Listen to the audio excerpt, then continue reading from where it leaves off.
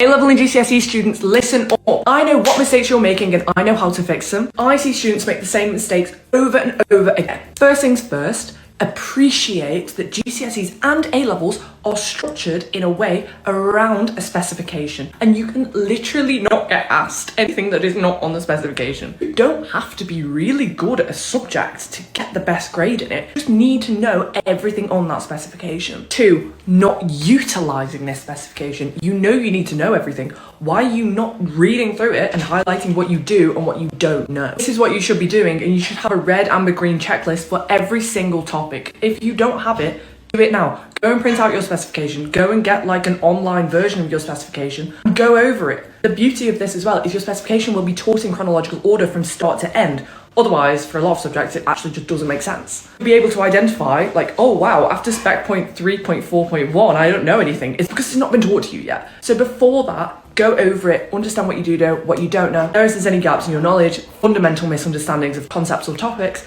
and then focus your revision on this for the time being. Number 2, being overly ambitious. Ambition is a fantastic thing, but it can bite people from behind. This is the idea that you are going to be doing like 10, 12 hours of focused revision every single day in order to get the best grades. A, you don't need to do that much revision, and B, that is going to burn you out. This is the downfall of so many ambitious and hard-working students, is they overwork themselves and they burn themselves out. After a point in time, you start becoming unproductive. Actually, in my opinion, become counterproductive if you're not taking breaks, because you get burnt out, and then by the time the exams come around, your brain is just gonna be fried. You need to be realistic on how much work you can do. This is where the beauty of planning comes in.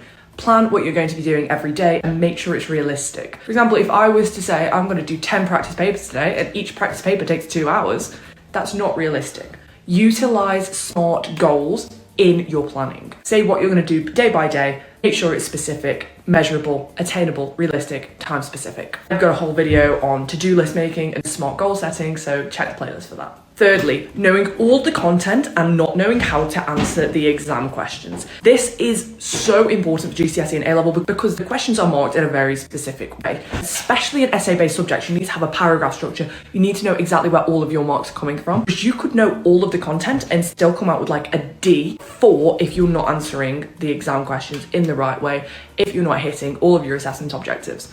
Now, these are going to be different for every GCSE and every A-level. Just make sure you understand that. Not enough to just understand how you answer the exam questions and not know the content, but it's the same the other way around. If you know all the content and you don't know how to get the marks in the exam, you're still going to come out with poor grades. Practice papers and exam structure, exam technique needs to be a part of your revision. And then finally, when you're utilising past papers, doing practice paper questions, an excellent form of active recall, an excellent way to revise, need to start marking like an examiner, and you need to be harsh on yourself. There is no point in being like, oh, well, I meant that, so I'm going to give myself the mark. No. If you mark like an examiner, if you are harsh in your marking, this is where practice papers are going to be most effective. It allows you to identify your weak areas, whether this be a gap in your knowledge, misunderstanding of the content, or an inability to answer the exam question. By marking your papers harshly, you recognise what your weaker areas are. If you found this video helpful, then comment to stay on Study Talk and follow for more study tips.